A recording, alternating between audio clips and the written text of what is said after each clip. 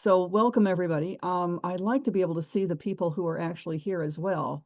So I'm gonna not expand this for the moment because I'd like to see the participants and just say hello because I'm not getting all of that. Okay. So I'm going to do that so where I can see all of you just to greet you.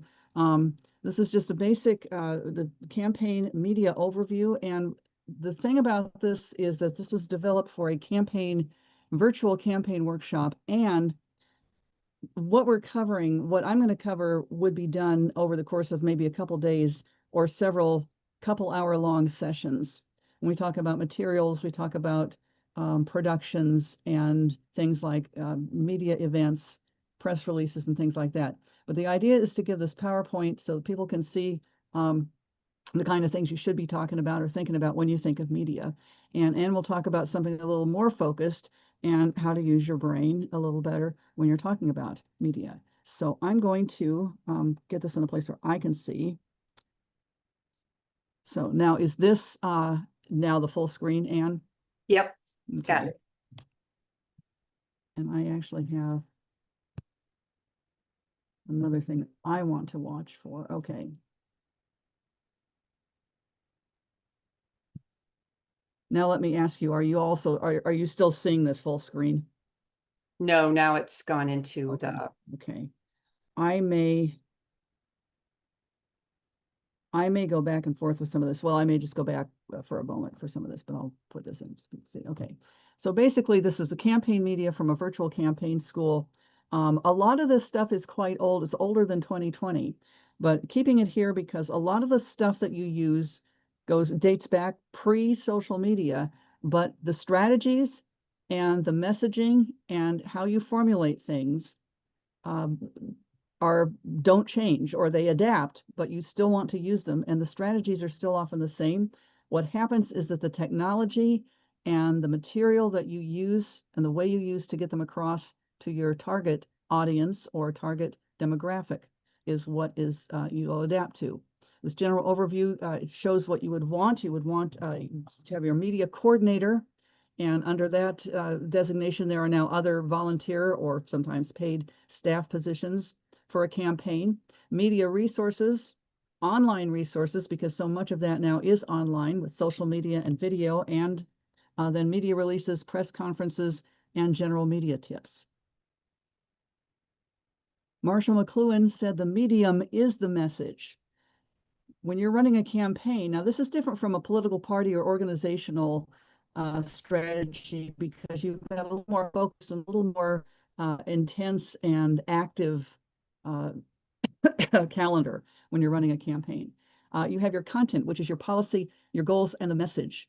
You have the media, and that's not just people think of media, they think of the newsroom or the journalist or TV or YouTube or whatever, but the media is what you produce concretely, what you perform. It's media outlets, which is online, terrestrial media, broadcast media, and then the materials that you make to get those messages across. The strategy is, and the common belief has been, and I think this is still the case, that it takes 7 hits. And that means someone seeing something 7 times before they start to really remember and get it in their brains that, oh, this is a candidate running. This is what they're running for. This is their message. This is their message. They'll see it 5 times, but it takes the 7th to really sink in. So you want to not only make a lot of hits often, but as in a wide circle of media as you can. You want to think about distribution. What platforms are most effective? How much of the platform, how many hits, how many like advertisements, or how often do you want to use this platform? What is the audience? What are you trying to reach? The coverage, what kind of coverage does that media outlet reach? And then again, the material and the target audience is what you want to think about, and how each kind of material you use gets through to different demographics. The media coordinator, their job is to oversee and coordinate campaign media, and one coordinator can oversee more than one campaign. You have situations where we have sometimes a slate running or 2 or 3 people running in an area, and it can often be a very great benefit to have people running individually, but then as a slate, you can have coordinating messaging, outreach, and definitely other media efforts where you can have, say, like cards and materials that show all the candidates at once in a combined message. You can combine, the media coordinator needs to compile a list of local media resources and develop the contacts. Who do you contact to get a press release sent to? Who do you contact to maybe get coverage about something? The person must be reliable, responsible, and available. Helps to be able to guide supporters with letters to the editor, op-eds, rapid response questions and answers, and news and op-eds. Social media is a new addition. It's not a new addition, but it's ever changing. And when you think of social media, you want to consider your target demographics, the type of message, and the production, how something works, how it's going to come across. And then you don't want to, even though a lot of local media is disappearing, there are local outlets, mostly online, some physical, but online, local newspapers. And I put local newspapers, but oftentimes they go to monthly or bi-monthly newspapers. There are online sources like Patch and Good Day. It would be like Good Day, Iowa City, or Good Day, Philadelphia, or whatever, whatever you have. But those are often places where, people can use to, if you have an event coming up or you have something coming up, information or news about your campaign, you want to make sure that you have those on your radar. And they're often well managed. I don't know if they're often well managed. I mean, where I live, they're well managed. So that's one reason I recommend them. And there are people who use them. And I would mention, well, I'll get to this a little later, about media resources that may seem legacy, but there are people who still use them or they would not be around. And the kind of people who read them and read letters to the editor, op-eds and such, are the people who are more inclined to vote. So you want to take advantage of those. The media budget. Think of the budget and the strategy. How much money are you going to need? Who must you reach? Where are they and how many? Is your potential constituency going to be everybody? Are you going to target an audience? And if so, what will be most effective in reaching your potential constituency? Do you want a specific target for a symbolic or organizing campaign, or area wide? And a lot of voters don't like the symbolic campaigns a lot because they expect you to run to win. But especially with progressive candidacies, people will run and run because they want to they know they're not going to win if they're running for Congress or something like higher office, but they want to raise issues. They want to help organize and get people together. And so that's something that you want to think about when you're talking about not only your message, but your constituency, because that's going to determine where you spend your money and where you're going to be targeting more of your materials. Printed materials include brochures, leaflets, flyers, and cards, signs and pins. And then, of course, technology, you want a web host, domain name, and other electronic media. Now, you probably want somebody, there's a lot of web programs out there that are easy to work for amateurs, but if you can get someone who does this professionally or is skilled at it, that's definitely a plus. You want a nice looking website, and we'll look at a couple coming up. So you can see a couple of different examples. And media budgets continued. Ads, you want to buy, quote, print ads. Today, they're mostly online. And what I have found is that the local weeklies or monthlies sometimes have better access and more interested people, and they're more cost effective, or they're more affordable. If you can get a print ad, that's not a bad thing. But obviously those are also going to come out like once a week sometimes, and where they used to come out daily. So you don't want to overlook print, but online is probably going to be the best bet. There's broadcast television and radio. Yes, it's important. And especially radio, cost effective, and then social media. Now with social media, you want to be aware of policies and there are algorithms that are designed to filter certain kinds of content. And that content is often political. We had someone run for Congress here a little while ago, and all of his Facebook ads that he bought were blocked. This was before there was a lot of other social media, but he was using Facebook, and unfortunately everything was blocked. So it was so you want to make sure that you're getting past those. Sorry about that. You want to make sure you're getting past those. I want to go back. You want to make sure you're getting past those blocks there. And then, okay. So also in raising funds, social media coordinator, you can also, one thing that's great, especially for volunteers, you can actually have a social media coordinator specifically following accounts.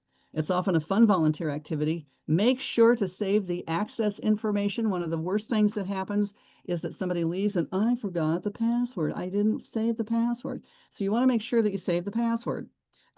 Social media is changing constantly. There's Facebook, of course, and I would not recommend ditching Facebook. People say, oh, people don't use Facebook anymore. A lot of people do use that. If you're running for a low-level office that you really don't feel you need a website for, Facebook page is a good bet. You can have a Facebook, should have one anyway. Even if you're not using a lot, you can update it you can update it actually regularly. And it's a good place for events, especially now that people seem to be having difficulty finding community calendars. Facebook is a good place to show events. You've got Instagram, X or Twitter, Blue Sky, Reddit. I don't know if MeWe is all that useful. TikTok has been somewhat popular, Twitch, and I've left off here, but I will write in. YouTube is currently the most popular way for people, or one of the most popular ways, especially for younger people, to get news and information. So if you're looking for, we'll mention a little later, when you were looking for when you're looking for ads, YouTube is a good place to think about. And if you have a YouTube channel, that's another place that you can put some nice content on for your campaign. And then you can also broadcast that or, link that into your Facebook, Instagram, and other accounts. And I would also, I mentioned also Nextdoor is another one. If you know Nextdoor, that's a local, town specific or city specific, area specific social media. Where I live, it's often a place where people do share information about campaigns, things that the community might want to know. So that will be another. I'll go and update this and add those couple of things because those are things that you don't want to ignore. Basically, keep an eye out for all social media content options. For funding, don't just ask for funds and see what you get. You want to determine how much you'll need to spend on various media, find out what they cost for various ads, how much you get, present those amounts and goals and fundraising appeals. This tells supporters what you need and how they can help in a specific way. And that is, as someone who's done fundraising, I can tell you that's a real encouragement and a real impetus for people to actually an encouragement to donate certain amounts. So let's see, brochures. So the materials you want to read, so you want to have your 3 to 5 messages, 3 to 5 policy goals that you want. The brochure, you want a front that will attract notice. You want to ensure enough space.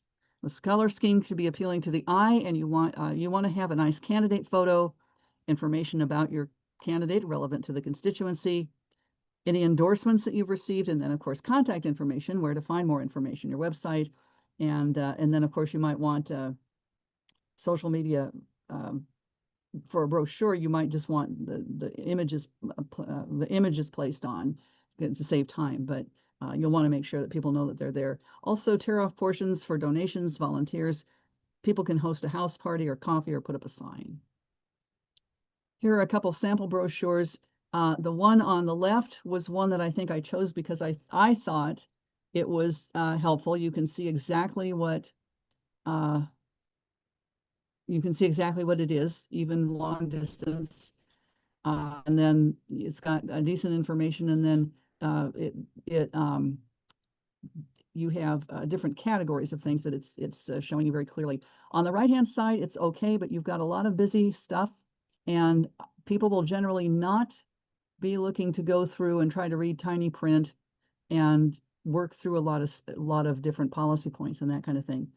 So I would definitely err on the side of a little less is more. You don't want too much less, but not too busy. You want to mainly introduce the candidate and get the main message across where people can see it and where it's going to stick in their brains. Here's a slate example. You've got vote progress, but then you've got a slate that focuses on several candidates at once. Other materials are leaflets, cowboy cards, door hangings. Cowboy cards are like door hangings without the hanging part. I don't know if people use them everywhere, but we have them here. Palm cards, You use the material from your brochure and of course include contact information and all of it. You have yard and window signs. Usually a past campaigner will have yard sign wires. Or your local party may have a stash of wires. You don't need to always buy them. You have button stickers, they say bumper and bike stickers. And then the flyers and quarter sheets, these are very practical. Less than a brochure because you don't have all the easy fold up and information there, but they have, you don't get the tear off sheet, but you've got the very basic information if you're just able to hand out limited amounts of, and they say limited public interaction is limited. So that's an easier thing to deal with. Also business cards, a banner, maybe, maybe not. It depends on the size of your campaign. If you're going to be in a parade, definitely a banner is helpful, is recommended. You want a candidate pin or badge, and this is something where you have your name on it and your office, and you wear it everywhere you go. Sample yard sign, that's pretty much. Sample buttons, sample websites, and I'm going to, let's see, I'll note this one. You can see the reason I use it, you can see the guy's name, you see what he wants to do, and you see it's not very clear, but you can see different categories where you can, where you can take action. You can find out more information, you can take action, you can volunteer. You've got all this stuff right there, right up at the top. Now, some people might complain about the color scheme or say, well, it could be updated, not real modern looking, because this was a couple of years ago, but that's kind of the idea that I wanted to get across. You have the basic information right there and something that speaks to the viewer.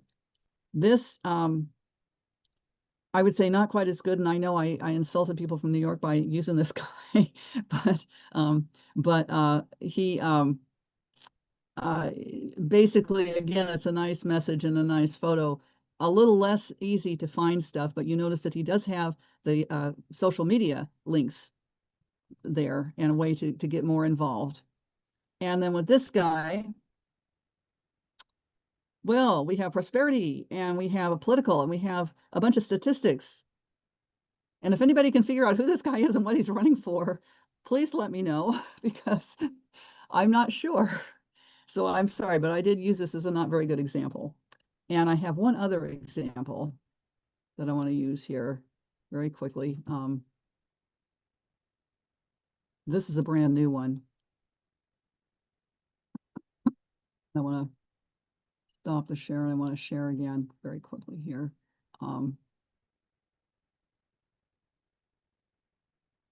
We call this person Triple M or 3M. And this is a cute play on words. Marionette Miller makes us a puppet for Big Pharma. So we see Marionette Miller meets. Obviously, this is a hit ad. There she is. She got all this stuff, all her information. And we see way at the bottom here, there's my address. And then we see the Iowa Democratic Party. And then we have another Marionette Miller meets, blah, blah, blah, blah, blah, blah, blah, blah, blah, blah. And I've seen, and the reason I'm using this, so this we see is by the Iowa Democratic Party. This woman's a Republican. Okay. I've also seen something like this from a Democratic candidate with the same kind of stuff on it. Now stop and think, who are you going to think about when who is this really getting, whose face is getting across? You don't like this person, they're not good, but it's not showing the candidate. It's not showing you and what you would do instead. And it's not showing your positive ideas for Big Pharma, how to deal with Big Pharma or how to deal with, or that you won't take money from Big Pharma. So I wanted to use this as a bad example again, because I thought this was a really good example of a bad example. And again, I'd seen enough of these that I thought this was worth showing, because it's a common mistake people will make. It's also good, I think, for progressive candidates not to go on the attack unless you really have a serious reason to do. I mean, you can go on the attack in a way to attack the policies, but be careful when you're going after a person. So I'll try to finish this up faster. Also think about what are in your materials: an eco-friendly source, recyclable, non-toxic.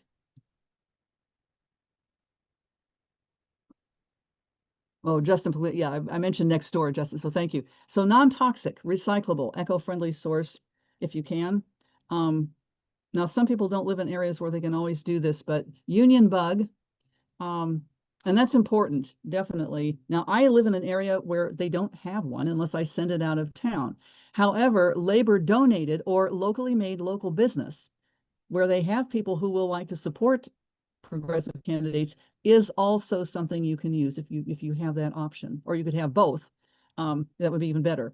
But again, if you don't have the option of a union bug, I think most people do, but if not, labor donated, locally made, local business are important, especially today. There's some required disclosure on all materials. A federal level campaign must be in a little box with a background with a different offset color from the background of the rest of the printed material. Um, excuse me. And there will be information for the campaign manager to be aware of this stuff. But you have to say paid for by the name of the campaign, paid for by the Justin Paglino for Senate campaign. Oops, shoot. Paid for by the Paglino for Senate campaign. It also may require, depending on your state or FEC requirements, it may require the name of the treasurer. So paid for by the Justin Paglino for Senate campaign, Marcy Hines, treasurer. And then, of course, you also want to include the campaign headquarter address, P.O. Box, blah, blah, blah, and paid for, or if you don't have the campaign paid for, let's say it was by donors, paid for by a supporter or a donor paid for by donors, but you've got to have that disclaimer or that disclosure on all materials. Now, traditional media. Yes, really, really. And the difference with traditional media is it's still there. It never died. Vinyl is still around. I work on a radio station, or I run one, and vinyl is still there. We don't use it, but it's, they make comebacks. What really happens is that the strategies and the focus and and what you use, your messaging adapts to whatever these morph into, but you still have print media, and they call it print media, but most of it's now online. So you don't want to ignore print media. Just keep in mind it's online now. You have major news wires, which unless you commit a campus shooting or something, you're probably not going to make the national news. But you have the daily, weekly, bi-weekly, and monthly print online. And then again, I also mentioned things like the weeklies or daily patch and Good Day, Your City. Radio, public radio cannot take ads or underwriting. It is possible to get interviews, and there's a free minute spot possible. Your local national public radio station, if it hasn't closed, will know if you contact them, they will know what they should know what you're talking about, and they will be able to produce a minute spot for you. It'll probably go on at about 12:30 a.m., but why not take advantage of it? It's free and they have to do it. A community radio station and public stations are also interested, especially the small ones, like the one I'm involved with, would like to hear from local candidates. They should be offering, if they're offering interviews to one, they should be offering them to all. The candidates don't have to take them up on it, but that's one nice thing to take advantage of.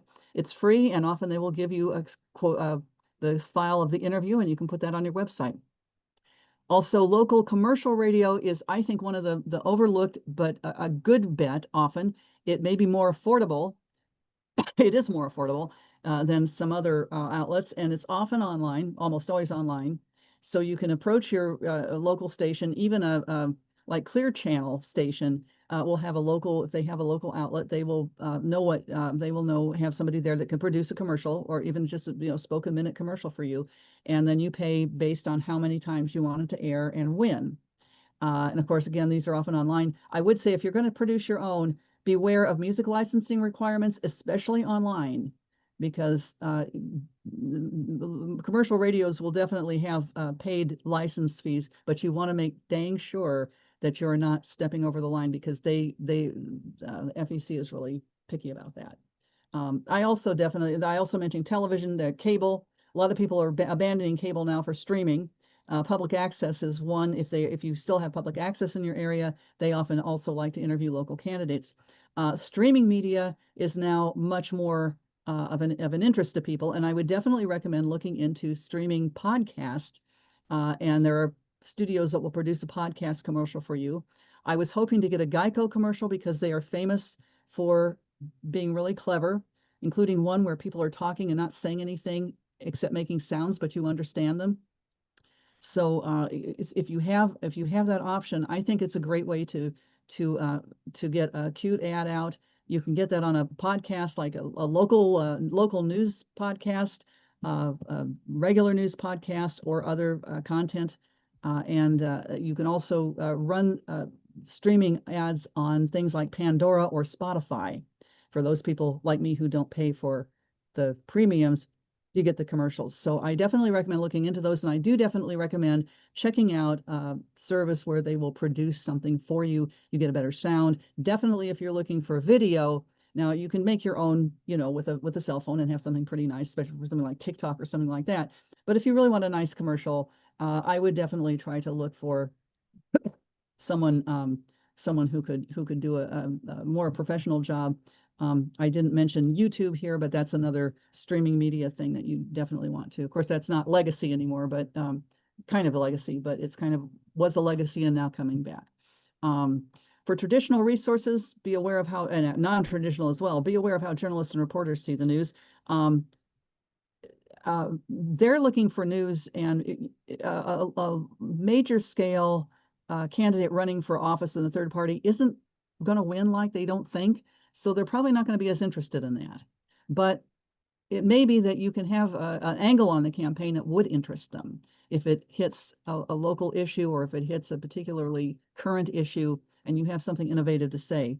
Don't be afraid to approach media that may not support your views. I should just cut this out. But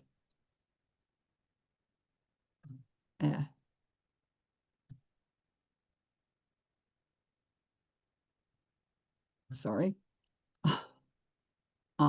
So community, okay. And again, be aware of what you say and how that might be interpreted. Think of what, and not just, you've heard that journalists aren't your friends. Well, they're not your enemies either, but their mission, and the classical journalist and reporter, is their mission is that they see it to be neutral and to support and to put out what they see for the public. So think about how they would see it, and think about how the public might hear what you're going to say. Then I already mentioned this community, other local radio and public access TV may have production facilities you can use. Also commercial, I know commercial radio does as well. And then of course there are studios around, and often music studios or others where you might find an affordable production. And then I mentioned also the public stations are required to offer the brief announcements. Also more traditional resources, ads. You can do market research if you're really serious about wanting to get into the weeds on that. Fair use policy, that has to do with if you work in media, coverage as part of the news or an interview versus exposure as some other media function. If you hold up the quick trip, that's news, and the news service doesn't have to give any of the other candidates other extra exposure. But if they're covering you as a part of a campaign event, they're supposed to offer options to and interviews to all the campaign, all the candidates. The candidates don't have to follow them up, but they're supposed to offer that. If you work in the media, it's not unusual to be fired or asked to step down during a campaign. That's happened to a number of people. Usually they'll come back afterwards, but Finally, online media. Again, as I mentioned, this is repeating, but local news outlets almost always have they always have an online presence. You've got Patch, blogs, Good Day. You have, again, the website, you want the manager. Website programs that are easy to use are Bluehost, GoDaddy, Wix, Brave. Some inexpensive providers. Nation Builder offers a front-facing site. And it's basically a database. Some people don't care for the Nation Builder style, but some people are using Nation Builder already, and so they find that helpful. Make sure to add a donate button everywhere, especially a big fat one right at the right on the front page. You want a content management system if at all possible. I think they all come with that now. And then you want to put some materials on there, a downloadable brochure, leaflets, and flyers. The social media, you can also create a shared team. Again, I mentioned algorithms and built-in bias is an issue, but also know the rules. But share team can be fun. With Facebook, you've got a page. Events, videos, no longer I think they don't allow them, or they have them on, but they take them off quickly now. But you've got those, but you've got events and invitations that can be very useful. where I live, that's one of the main ways people get news out. You've got Instagram, X and Twitter, Blue Sky, TikTok, Reddit, Nextdoor, YouTube, again, currently the big deal. And then you can have a coordinator for one or more. Make sure to have someone behind each account. I repeated that, but it's important. Again, the streaming media and apps, Pandora, Weather Channel used to be a one, and then these others. And again, I've already said this. You got podcast, it's all going. Another thing you can do, put the candidate's name on Google Alerts, and you'll get any articles where they show up, and then you can respond online to the articles as soon as they get published. So you can offer good information and also get more exposure for your candidate. And then search engine optimization. I know very little about that in the campaign sense, so I'm going to just mention that as something that people can look into. I'm not aware of how that's been used in recent campaigns, but it's something you want to maybe think about. Let's see, and then for press releases, I'm trying to get through this quickly.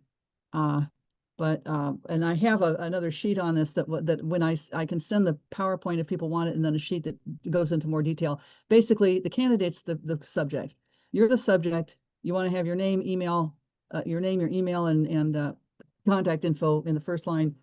You want to have the office location, contact information, website, and that. You have one good quote for release at least, and use those releases to demonstrate how you stand out, what you offer, not about an issue, it's about what you will do about it.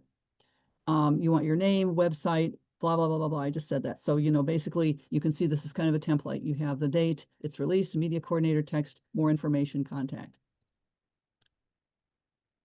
Now they say put out 1 or 2 per week. And again, and avoid putting them out on Friday or weekend because newsrooms are often closed or shut down quite a bit and they're not going to pay much attention. You want to distribute to major and niche media, major print, radio, TV, local weeklies, online sites, community media. And don't ignore something saying, oh, only young people don't look at this, or, we want to use only this because young people use TikTok. Well, they're going to use TikTok until they find out that grandma is showing all their baby pics and they're going to move to something else. So you want to use whatever is being used. And of course you want to go after the young demographic, but don't think that the others are not important. Because I'm hearing a lot of times people think, oh, well, we just want to put all our eggs in this one basket. No, throw all the eggs at all the baskets. Just figure out how many eggs to throw at which baskets. You want to make also your media team coordinator wants to make follow-up calls to media contacts. Once you send out a press release, they want to call a day or two later. Did they get it? Will they publish it? What are they interested? They want an interview, and they need to be really pushy about it. We also, if you have send out a video news release with a video clip of the candidate speaking, that's also another option, and you can offer a video interview. Also, what would be interesting and relevant? Yesterday, we had somebody from New York City on saying that they've been pretty much barred even from local media. There is a book called Be the Media, and they talk about doing things that will get attention. And, I don't recommend robbing the quick trip, but quirky or unusual things that can draw interest are things you might want to think about. Or say showing up at a book, showing up, say, at a child care center or a food bank or something like that. Not really exciting necessarily, but definitely something that has a theme to it that might draw interest in your campaign. The campaign manager the media manager, media coordinator can pitch stories, call on the editors and reporters, offer ideas. Relationship with media contacts can result in prompt interest and coverage, and that is true. If they know you and they say, well, I wonder what so-and-so is thinking about this. City Hall just did this. There was just a tax put on this, or they just put up new parking meters. Well, I wonder what so-and-so thinks. That can happen. Press conference, you want to hold a press conference to announce something like, say, you want, you're kicking off your campaign. Basically, you want what, when, where, and why. Just remember the W's. That's the most important news or announcements, campaign kickoff, an action statement, and then the location and time and that kind of thing. Make sure you send about a week ahead of time, and then a reminder, follow up. You can offer interviews to the press afterwards. I get media alerts and press releases a lot, and a lot of the times they have a lot of stuff in them and a lot of interesting stuff, but you have to go through and piece out what's happening. That's really not, it's a bad habit more and more people are doing. especially for campaigners, you want to have right at the top, what, when, where, why, how do I get a hold of these people, what's going to happen? And then you can have the rest of the stuff following that. Press kit, hard copy and online. If reporters show up, you'll have your hard copy on online, their introduction, main campaign points, samples of your materials, and of course your contact info. You want to record the press conference. If you have that, of course, you can use some of that for videos and then useful for also to watch for future improvement. They also say here, email is a preferred means of contact, no attachments. I can tell you that that seems to be no longer the case. Attachments seem to be part of the media, the press release emails, but I would say it's better to have everything in the body of a text. If there's an attachment, sometimes people will not open it, and a flyer or something like that is okay. But I still say put the stuff in the body of the message where people are going to see it. I say first 5 words needs to grab the subject line, clear objectives.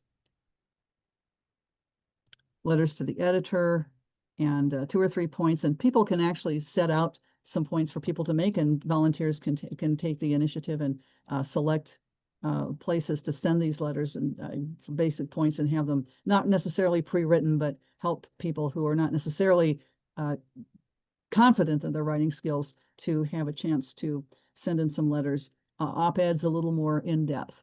There's, again, as I mentioned, earned media. And again, some of the smaller outlets may have more interest. If something unusual is happening, or you're doing an event or something like that, definitely you want to hit up all the media, but the smaller outlets may be the ones to show up. They say relevance and timing. They say many reporters get 100 pitches per week. I don't know how well that could very well be true in larger urban areas. You want to keep press clippings, positive coverage to post on your website, social media, and send to supporters. Positive content on campaign material. Archive your press releases and all of that stuff. You want to keep on that, and you can use it often again, or use material again, and others can use it for an example. They also mentioned virtual town halls, meet and greets, on Facebook, Zoom, and streaming watch parties. Now, I would also say they want to rehearse, be available, the background, camera angle, and that sort of thing. I would also mention too that in person, unless you're really covering a wide region, in person is always seems to be the better bet. And then record it, and you can stream it, and that's good too. But if people are watching long distance, it's usually as it happens. Also, approach organizations that host forums like League of Women Voters and other local organizations that may be in your area. There's also an issue of media favoring candidate who buys ads. That's not supposed to happen. It can be illegal. It's always unethical, and actually it may be illegal in many cases. The marketing, sales, and underwriting are supposed to be kept separate from production. It doesn't always happen, but just be aware that it's not supposed to happen, just as an FYI. Even more tips, there's Vote USA. Voter with Project Vote Smart, which has voting information and demographic information, I believe. Your campaign should also be listed on the Green Party's candidate pages, and you can write to ccc@gp.org to make sure, and I'll put that in the chat a little later when I'm done with this. You want the Google Alerts, candidate's name on the Google Alerts. Remember that politics is theater. We talked about that. Green Party Media Resources, the Media Committee, the National Media Committee, can help answer questions, can help preparing video for broadcast in some cases, and other things. I've kept these other resources here, but they're in italics because they may be old and outdated and no longer available. If they are available and you can find them online somewhere, they're definitely good. But I think that might not be so easily found. Other more recent media resources, Aristotle offers voter information, and that can be data that can be quite useful. The Incorruptibles.us, theincorruptibles.us is an outfit that tells you how to take over your city council. For $5, each of your campaign team joins, and they get all kinds of resources and advice and like ready-made templates for things. And I think it's very good. From what we've seen, the Coordinated Campaign Committee was approached by them, and we were impressed with that. There's Cision, which is a media research outlet, and they are very good. They're also somewhat costly for most Green candidates, but they do offer a lot of great information and a lot of media research information. And then Subtext is texting. I had forgotten to put that in further up, but phone texting is also another common, excuse me, it's another common way of contacting and like getting out the vote and that. So that Subtext is another service that you might want to check out. There's also people other in the last version of this, they mentioned the Good Party, where you can sign up and be included there with your policies, and then AdWords, which I was not familiar with, but someone had recommended as a way of getting word out. World Beyond War, which is a pacifist what do I say, advocacy organization or action organization. They offer a course on media for peace. It covers all topics, and they have what I've seen is I think the best listing of media types and tools and how to use them. So it's not just do this, but how you would access the tool, what how you make it work, and how it works best in the general focus. So I recommend that if you have a chance to take it, I'm sure they will offer it. They offered it recently, I think last year. I think they will be offering it again. And if you can just get those materials, I think that was extremely helpful. And these are older ones. Again, some of them are in italics because I don't think that they are easily available. There's Don't Think of an Elephant, Know Your Values and Frame the Debate by George Lakoff. Toastmasters is a site for improving your communication skills, especially public speaking. And it's an old organization that's still around and people still swear by it. It's supposed to be, I've not taken their course, or I've not joined them, but I've heard that they're very, very helpful. And then Be the Media. This book by David Matheson was at one time like the media book to have, and they are still, definitely worth knowing about and worth using, and especially if you're in an area where you're going to have to do something quirky or silly or strange to get attention when other media is shutting you out, how to make yourself a media and how to make your own media. So how to attract that. So that is what I have, and I hope I didn't take too long. Thanks, Holly. My name's Ann Link, and I'm a member of the National Green Party Committee. And I was National Media Coordinator during the 2018 midterms. So I've seen a lot of press conferences, forums, candidate videos. And so I'm going to pull up a slide deck here.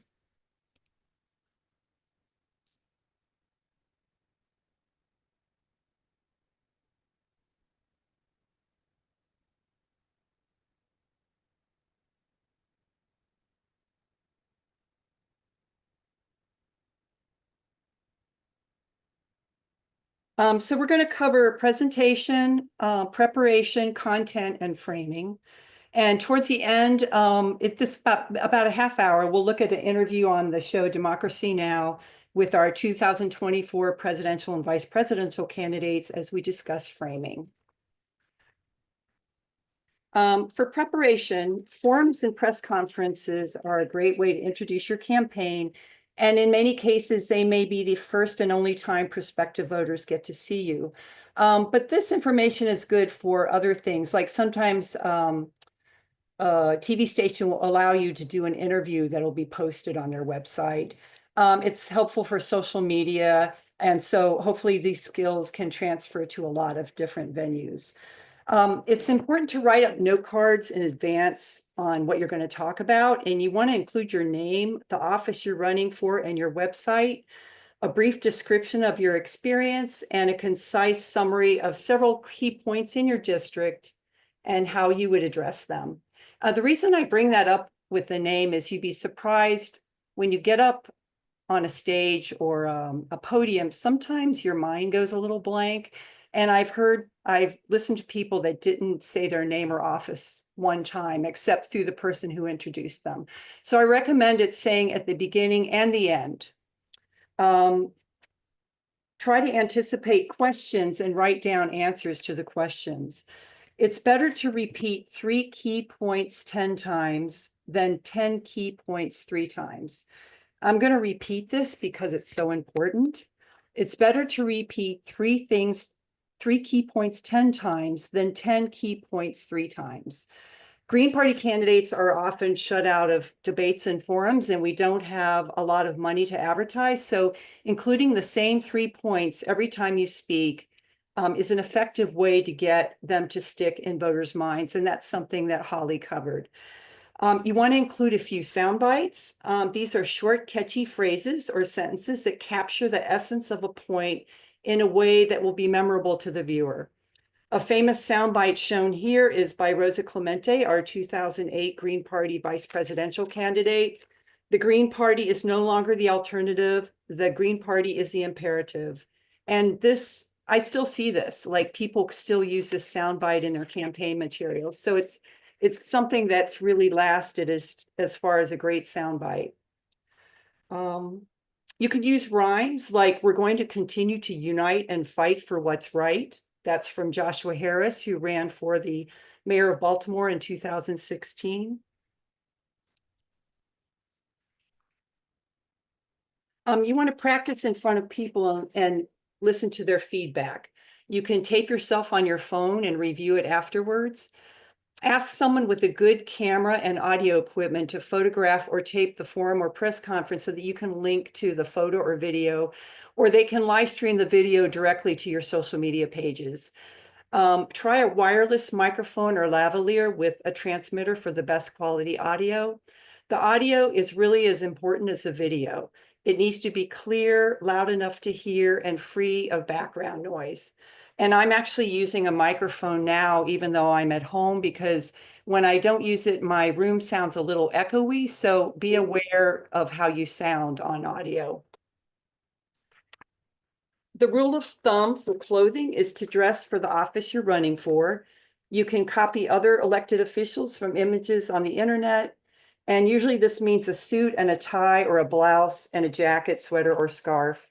You should be well groomed with no hat that might cast a shadow. The only exception is if you wear a hat as part of your culture or religion, then that would be fine. But make sure it's not obscuring your face or casting a shadow over your eyes. And avoid stripes or patterns that might create a distortion on the video.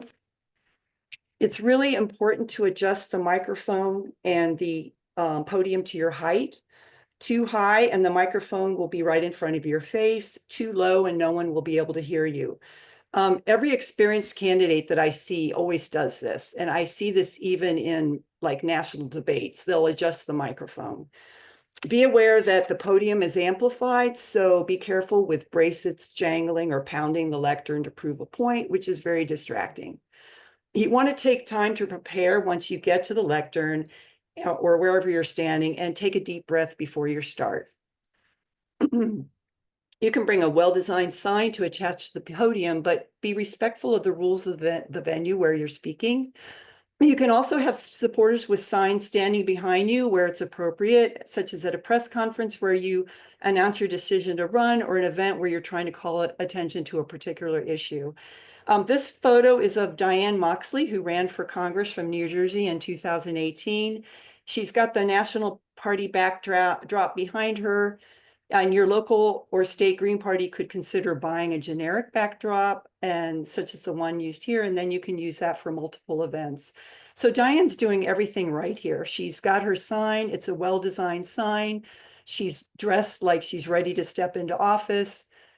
She's got the microphone at the right height. So this is what you want to copy. When you start speaking, you want to speak clearly at a medium speed as if you're addressing a large crowd. Whether on a TV or a phone, the screen is a barrier. You have to push through it more, so you need to talk louder than you think you should with more emphasis. Be aware of filler words that we all use, such as you know, sort of, and which can be distracting. And I'm using them today, but if I hadn't prepared this presentation in advance, I would be using them more often. And so hopefully it's not as much as a distraction. You want to pause briefly between paragraphs and before and after delivering your sound bites. When you answer a question, try to incorporate the question into your answer to give it context. Some people do this by repeating the question before they give the answer. This will be helpful for web editing, which I'll discuss next. Try to incorporate one of your key issues into the answer. You don't want to be rude when you do this. You can do it at the very beginning and then segue into what they asked you about, but it's an opportunity to bring up something that they might not ask you about later. Raise the volume of your voice to add emphasis to your key issues and then lower the volume in between. The use of pauses and volume changes make your speech more interesting. Imagine how your speech is going to be edited. This is important because video editors require broadcast quality video and audio with a dynamic topic in an interesting location with enough space between spoken phrases for proper editing. I've seen places where they use bad audio, and it's usually like in some catastrophic event that they show on national news, like a hurricane or wartime, where you'll hear a lot of background noise, but the images are so compelling, they just use it anyway. But running as a candidate, you want to make yourself as favorable to what an editor needs as you can.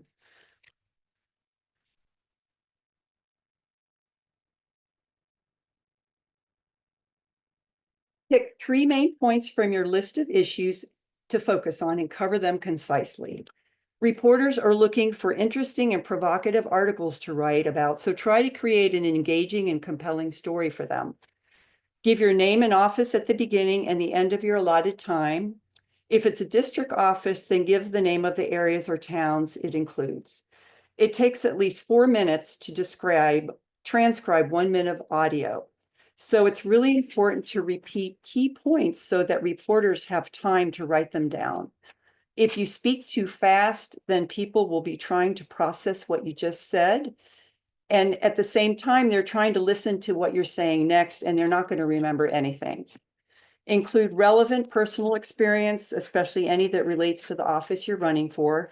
Include the reason you're running and keep the focus on you and your campaign. As Holly said, this is a time you really want to talk about yourself. The only exception would be if you're running against someone who's really unpopular and you're talking to an audience where that would be meaningful. But really, this is about you and your campaign.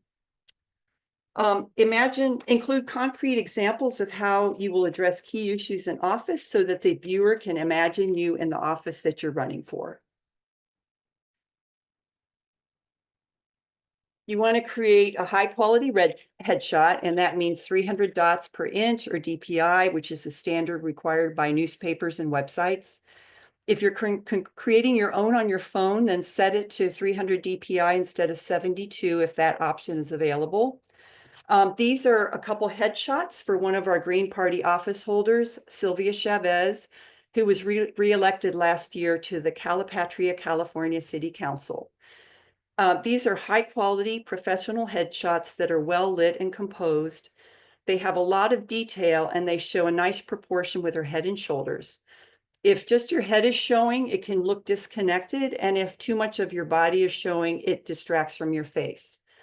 If you don't know a good photographer, it's worth paying someone to do this because headshots are used often for news articles and voter guides. And this may be the only time that people see you, so be aware of your clothing and appearance and the message that it sends. You should look professional, but also friendly and accessible. Another thing I like about this is the use of color. She's got the red and the blue in the background. She's got a high contrast between the white pillar and the dark colors of her coat and her hair. And so this makes a very dynamic photograph. Here's some headshots from Green Party candidates who had run in previous years. Rye Armstrong for Seattle City Council, Robin Harris for Florida State Representative, and Audrey Clement for Arlington County Board. And you see these all have the same sort of proportion with their head and shoulders, but each one of them has managed to show in a way something distinctive about themselves in terms of dress or jewelry or a background. This is the Facebook page for Sylvia Chavez. This is her office holders Facebook page. She has her name in this sort of bright color. It's cut off, but you can see that it's her city council seat. So this on the left side underneath, it's got her address, phone, and email, which make it easy for reporters and the people she represents to contact her. And this is really important for candidates. And I can't tell you how many times I've tried to find a candidate's contact information, especially candidates that don't have websites. And there's nothing on their Facebook page. I end up having to send them an instant message. So you want to make sure you have that information there. If you have privacy concerns in light of some of the stuff that's happening nowadays with candidates and office holders, you can use an alias such as your campaign or office email as a contact. And I won't show it to you here, but if you click into her Facebook page, you can see that she posts regularly with lots of photos, which makes the content more interesting. You can also pin a post to the top with a description of your campaign and an engaging photo that shows every time someone visits your page. Next, I'm going to talk a little bit about how our brains work, which shows why adding image and color to the text in your campaign materials is so important.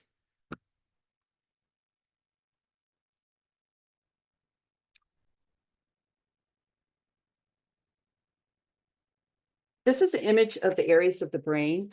Your goal as a campaign is as a candidate, is to engage as much as the brain as you can. The frontal lobe, which is shown in red, manages emotions. The temporal lobe in turquoise and the lower middle processes speech and written language. And the occipital lobe in blue in the back perceives color. This is a very simplified explanation of the brain, and many of these areas work together. But the point is that if your images, videos, and written material engage multiple parts of the brain, they will be more likely to have an impact and be remembered. Handing a prospective voter a colorful flyer with a few bullet points and a colorful image that engages their emotions is much more memorable than your 20-point platform on a black and white double-sided page, which will likely be thrown out shortly after the voter gets it because they aren't really going to have time to read it. So I'm going to step out of the slide deck now because I want to show you some stuff on my screen, websites.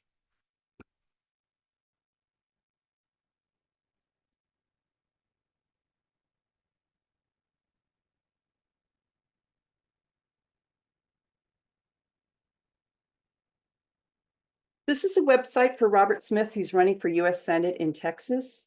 He uses image, color, and text to engage the viewer.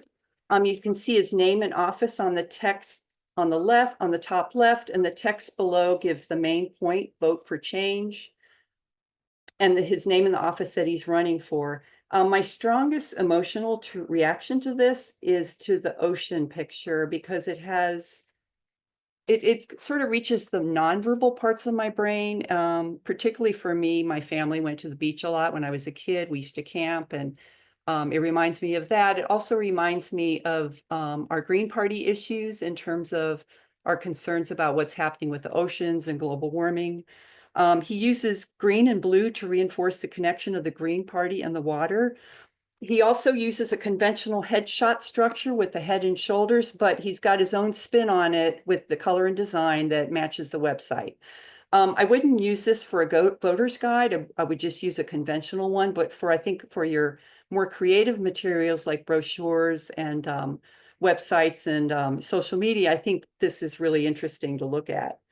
The overall impression of this, the immediate impression for me is that this candidate has a message, and I'm already engaged and ready to hear more. So I'm going to scroll down here so you can see more of what's in here. He's got a little bio about himself, a little more explanation of why he's running, our Green Party logo. He's got his main issues with a picture. I'm not sure if this is something relevant to Texas. It might have something to do with their own brand messaging. This picture really caught my eye because it's just a great use of image, color, and text. This person in the foreground seems to be experiencing some sort of a emotional state, which is demonstrated by his facial expression and the upraised hands, and you see this reflected in the people in the background. The contrast between the cooler green color of his shirt and the warmer yellows and oranges in the background create a very dynamic picture that says there is more to our party than just words. And I think the connection of the picture with "We are the change you're looking for," people come to our party with interest in particular issues, but they're also looking for a political home. And so anything you can do to create that image of there being something emotional here, I think is very appealing to people. He's got his social media sites, a way to contact him, and more information and contact. I just want to scroll back up to the top again. Sorry for the quick scroll there. He's got a donate button and a volunteer button. And this is important because this top part is likely the only thing that people are going to see on their phones. So he's got some really important ways for them to connect there. So next, this is Robin Brownfield, and she's running for New Jersey Congress in District 1. She's got her name and office at the top. She's got her donate button right there where you can click into it. She has this wonderful picture. It's a friendly, colorful picture of her with Jill Stein with the description of some key points to the right. And underneath, she has a video of herself talking about some of the same points. This video doesn't have sound, it's captioned. And I appreciated this because sometimes when I'm looking through these websites, like I'm at work or on the train, and you get into someone's website and a video starts blaring, it can be really embarrassing or uncomfortable, especially if it's political content. So by doing that here with the captions, I think it's really great. Sorry, I don't know how to, oh, there she goes again. It's going to restart again because it's a loop. This is a warm picture. She's got warm colors behind her. She's in sort of like a living room. And everything about this says that this person wants to engage with me. So again, I think it's like that emotional component that we reach out to people, and I think people respond to this. Going below, she has some of her news. This is really important here. She's put her congressional district, and she's showing on the left the counties and the cities in the counties that she's running for. I couldn't even tell you right now what my congressional district is, and I do political work, and that's because I've moved several times. So any place that you can give this information so the person that comes here knows if they can vote or not is really important. And then getting to the bottom, she has, again, a conventional headshot structure, but unconventional in the colors, which I think is nice for the page, and a little more information about her and her issues. And then further down, she has contact information and how to donate. Okay, so for the last part of the presentation, I'm going to talk about framing. And we're going to look at this Democracy Now! Video. Framing is one of the most important issues for candidates. George Lakoff is a linguist who describes frames as mental structures that shape the way we see the world. Everyone uses frames to organize the world around them. I'm just going to get a drink of water.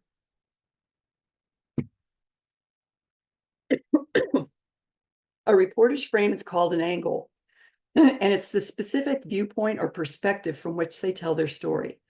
Consider the reporter's frame of reference and unspoken assumptions between questions such as, are you the spoiler in this race? Try to challenge their frame in your answer. Think of new and inventive ways of talking about your campaign that tell a different story than the angle the reporter has created. So I want to set up what's going on here.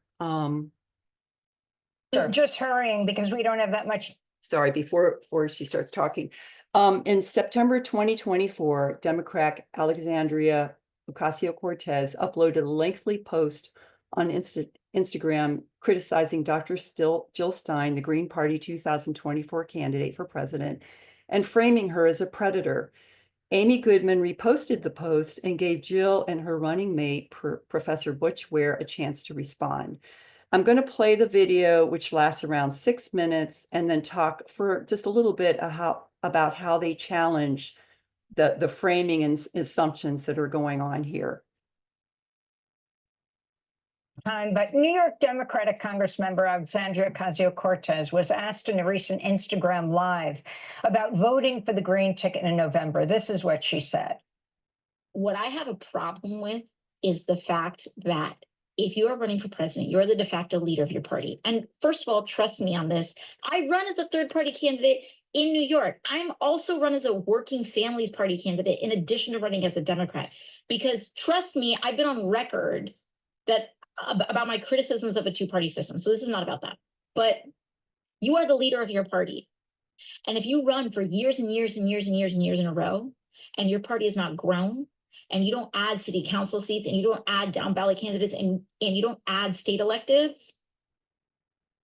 that's bad leadership. And that to me is what's upsetting. And all you do is show up once every 4 years to speak to people who are justifiably pissed off, but you're just showing up once every 4 years to do that. You're not serious. You're not to me, it does not read as authentic. It reads as predatory. So that's New York Democratic Congressmember Alexandria Ocasio-Cortez. Dr. Jill Stein, your response. So first of all, we don't go away between presidential election. What goes away is the media coverage. And I'm sorry, if you're only tuned into mainstream media and believe the propaganda that we go away. No, we're here, we are working, we are doing the work.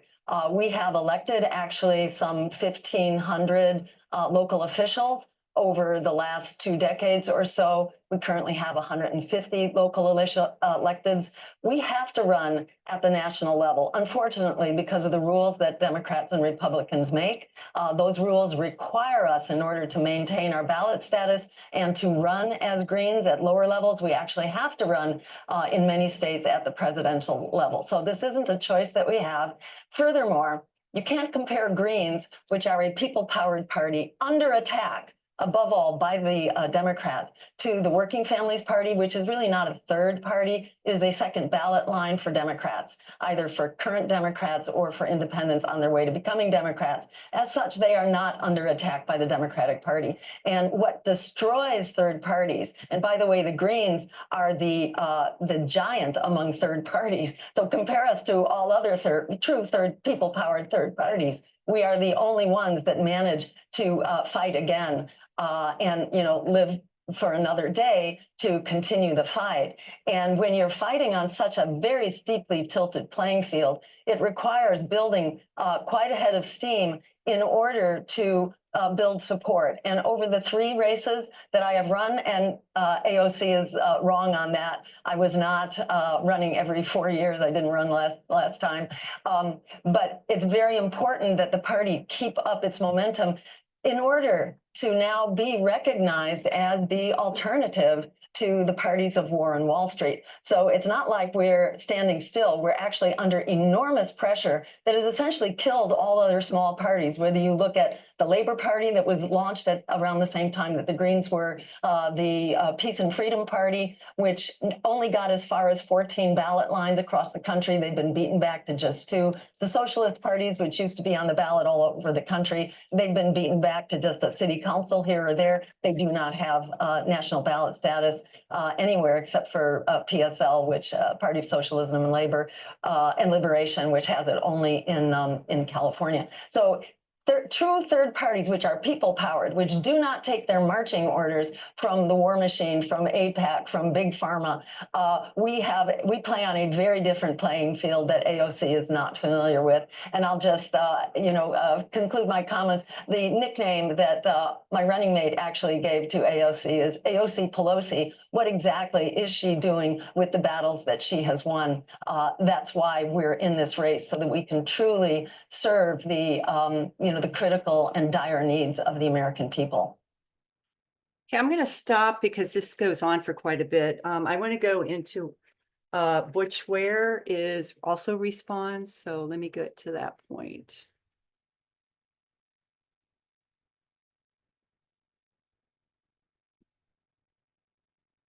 Could do for the American. Yep, not quite there.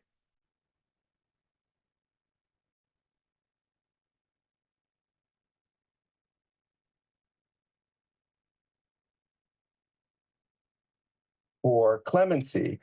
We have a massive void of moral leadership in this country. And the last thing that I'll say, by way of introducing myself to the American people on this particular program, is that every effort to protect Team Blue, to protect the Democrats from facing accountability for the evil that their own hands have wrought is equally evil.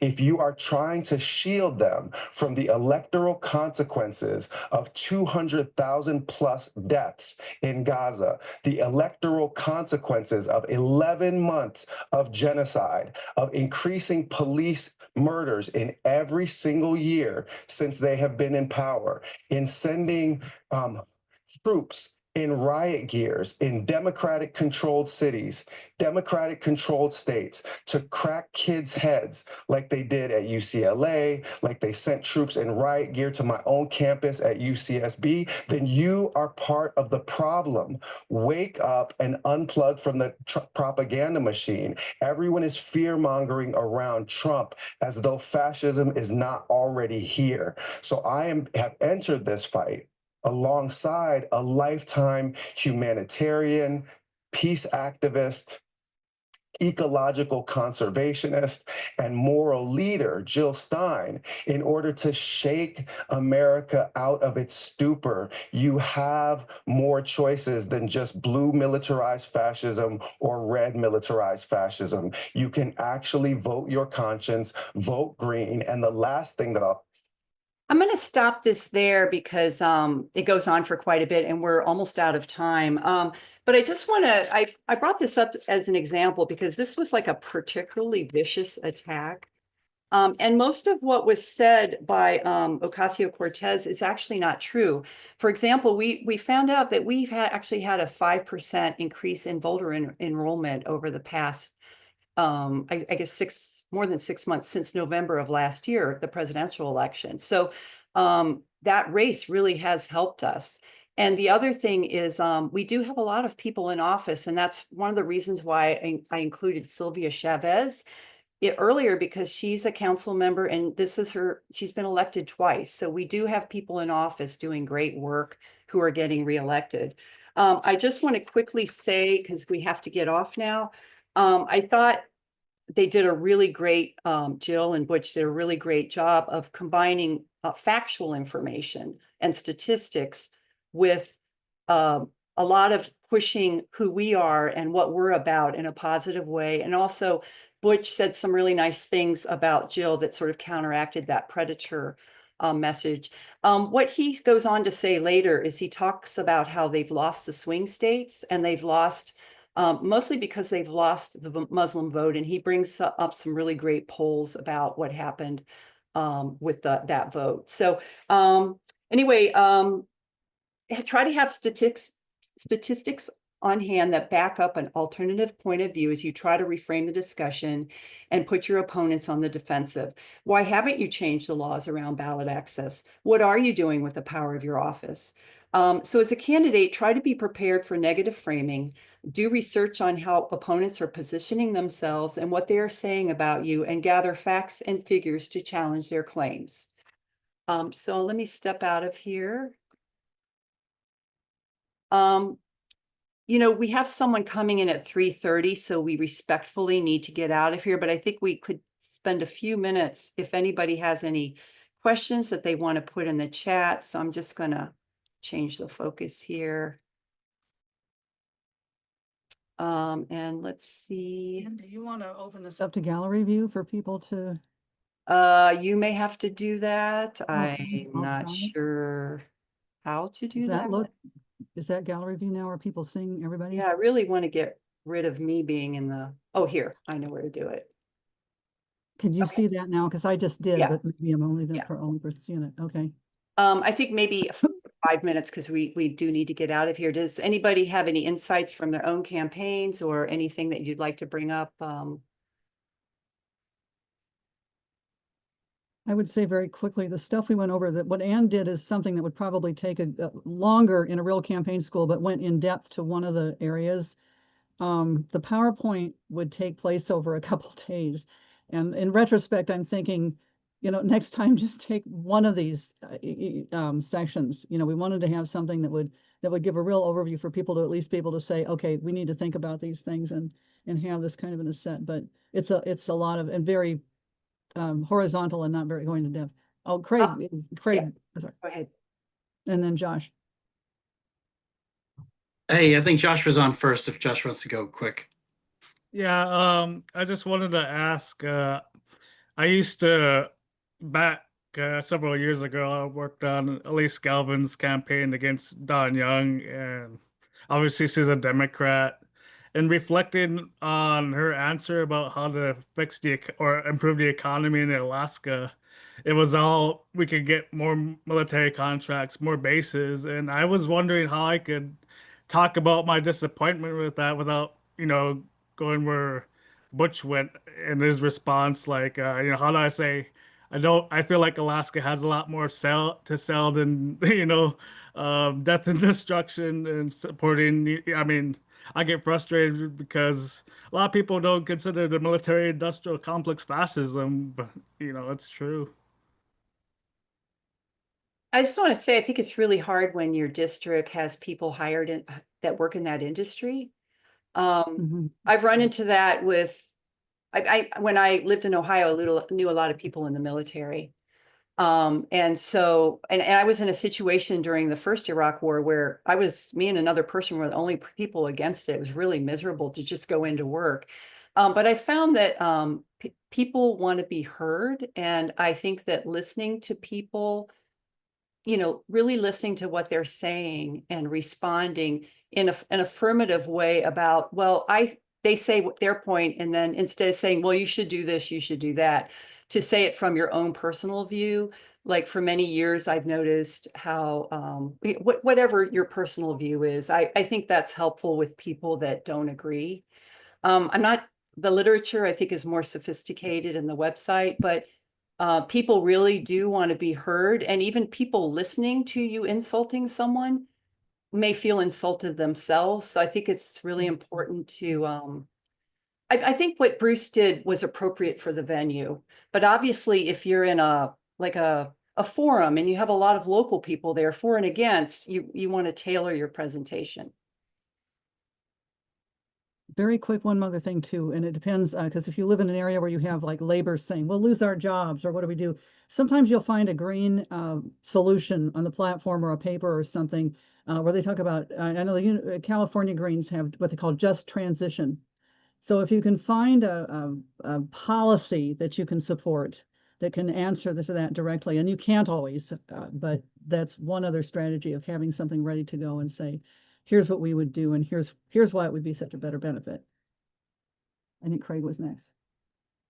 Yeah, I was just going to say that we mentioned Good Party, and I will say Good Party is actually a really good resource for us as independents in most states, because a lot of the walking materials, a lot of the stuff is geared towards Democrats, and you don't want to pay for sites that affiliate with Democrats or associate Democrats. So Good Party does call info, and you get walking lists too on your phone. It's mobile instead of having to print stuff up if you really wanted to use them. So I definitely recommend them. And what we try to do, because we had in New Jersey, we ran a full slate of 12 congressional candidates and a U.S. Senate candidate with our presidential line to bracket the whole state. And we were looking at it through the state party to get some access to the resources, because not all of our campaigns, we'll be honest, we're running to win. Some were just paper to prop up the whole point of having a full slate. But for the people that were taking it serious and were going to go ground game and go door to door, having those tools and assets from Good Party were definitely worth it. And if anybody has any questions on that, we'd be happy to help. New Jersey, Barry Bender is really good at this stuff. Thanks.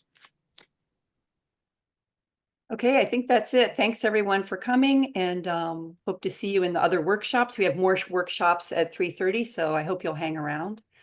One more thing. I think go ahead, Holly. We can make our PowerPoints and things available if people want. I think in the previous one we did, people were interested in getting those emailed. So even with a little bit of outdated material on them still, which is obvious, some people might find them useful. So if you want, we should be able to get all the emails and we can let people know if that's ready.